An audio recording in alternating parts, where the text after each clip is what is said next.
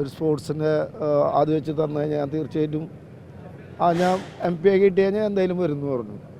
അല്ലാണ്ട് ഇങ്ങനെ ഒരു പാർട്ടിയിൽ ആയിട്ട് നിൽക്കാൻ എനിക്ക് എല്ലാവരും വേണം. ഞാൻ അങ്ങനെ കൊണ്ട് നടക്കണതാണ്. ഇത്രേ ഉള്ളൂ ഇത് പറയാനും വന്നത്.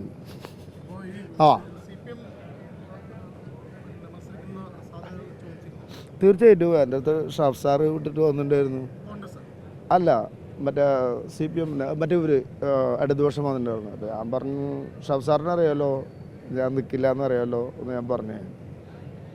പിന്നെ കോൺഗ്രസ്സുകാർ പിന്നെ ഇഷ്ടം അല്ല ഞാൻ പറഞ്ഞ ദാസ്മുഷിൻ്റെ വൈഫ് എന്ന് പറഞ്ഞാൽ കോൺഗ്രസ്സാണ്.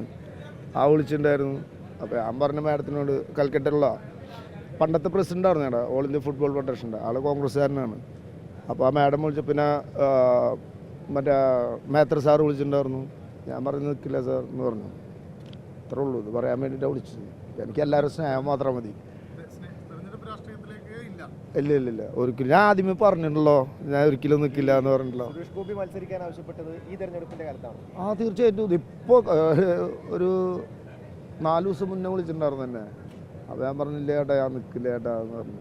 അത് കുഴപ്പമില്ല, കുറേ കാര്യങ്ങൾ പറഞ്ഞിട്ടുണ്ടായിരുന്നേ. ഞാൻ പറഞ്ഞു വേണ്ട ഇത് പറഞ്ഞു അവളത്.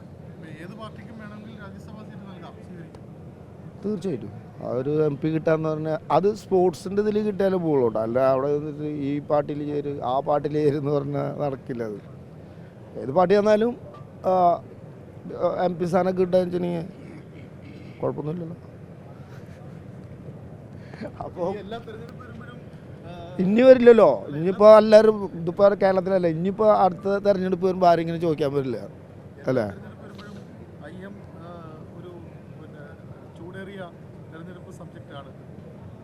അത് എല്ലാ കൊല്ലം ഉള്ളതാണ്. പക്ഷേ ഈ കൊല്ലം കുറച്ച് കൂടുതലായിരുന്നു.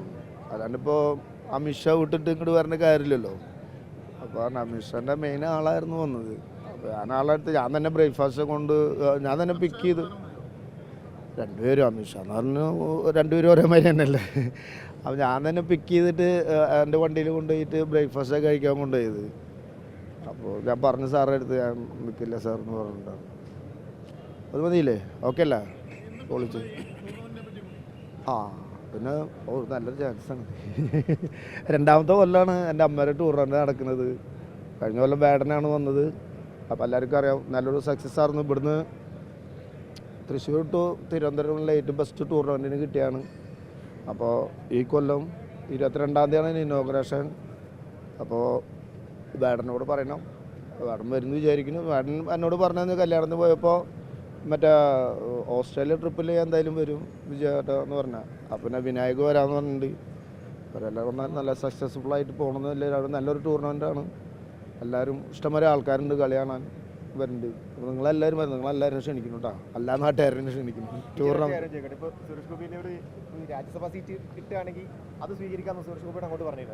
ഞാൻ പറഞ്ഞു ചേട്ടാ, ഞാനെപ്പോഴും പറഞ്ഞ ചേട്ടാ എന്തിനാ ഇലക്ഷൻ വരുന്നത്, നിങ്ങളുടെ MP സ്ഥാനത്താ ഞാൻ വന്നോളാമെന്ന് പറഞ്ഞു. ഇപ്പോൾ PT ഉഷയ്ക്കും സച്ചിൻ ഇവർക്കൊക്കെ കൊടുത്തല്ലേ, ഞാൻ അതിൽ പാർട്ടി നോക്കില്ല, ഞാൻ വരാമെന്ന് പറഞ്ഞു. നിങ്ങൾക്ക് പ്രശ്നമൊന്നും ഇല്ലല്ലോ, അതുകൊണ്ട് ഞാൻ പോണോണ്ട്. Okay, thank U.